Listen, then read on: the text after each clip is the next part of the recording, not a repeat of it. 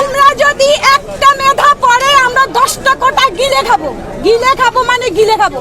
ছাত্রলীগের সাথে আমি ব্যক্তিগতভাবে কোনো ধরনের কোনো কিছুতে জড়াতে চাই না, কারণ তারাও এমন অনেক ছাত্রলীগের মেয়েরা আছে আমার হলে যাদের ফ্যামিলি জানে না তারা ছাত্রলীগ করে, তারা শুধু জানে ছাত্রলীগ তাদেরকে একটা সিট দিচ্ছে, তারা সেটাতে থাকছে।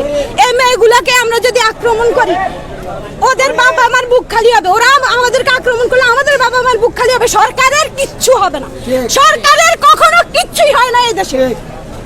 এই সরকার পতন হলে সরকার দেশ ছেড়ে চলে যাবে, এই সরকারের পতন হলে সরকার দেশ ছেড়ে চলে যায়, প্রশাসন দেশ ছেড়ে চলে যায়। মরে কে? সাধারণ শিক্ষার্থী। আমরা মরতে আসছি, আমরা মরেই যাব, নয়তো আমরা মেরে যাব। আমরা যদি একটা মেধা পড়ে আমরা 10টা কোটা গিলে খাবো মানে গিলে খাবো।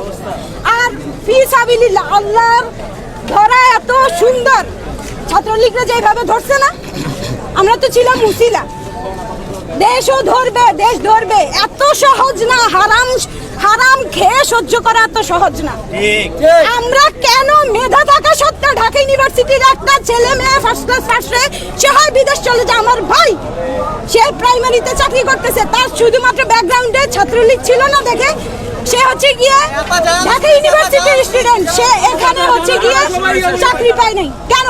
আমাদেরটা করতে দেন, আপনারা আপনাদেরটা নিয়ে থাকেন, আপনাদের গদির প্রতি আমাদের কোনো লোভ নেই। আমাদের কাহিনী, আমাদের কোটা নিয়ে, আমাদের স্বাধীনতা নিয়ে, আমাদের সচ্ছলতা নিয়ে আমরা এত পরে কি করব? তাহলে এখন এখানে আমরা মানে ওই যে কি বলে গরু পালবো, ওনার ওখানে প্রচুর জায়গা আমি দেখেছি একবার, প্রচুর জায়গা গরু পালবো, এখানে ধান চাষ করব।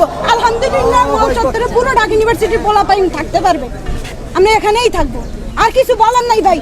এরপরে আপনারা যদি এগুলো ছড়ান, আমি লাইভেই বলতেছি আমার লাইফ রিস্কে, কিন্তু আমি আমার বাবাকে বলে দিয়ে আসছি যে আমি মরার জন্য প্রস্তুত, আমি মৃত্যুবরণ করার জন্য প্রস্তুত, কিন্তু আমরা আজকে আবার ইতিহাস বলবো। ওরা 25শে মার্চ আনাইছে না আমাদের উপর, 25শে মার্চ আসছে কিনা ছাত্রছাত্রীর উপর, তাহলে 16ই ডিসেম্বরও আসবে, দেশ স্বাধীন হবে ইনশাআল্লাহ।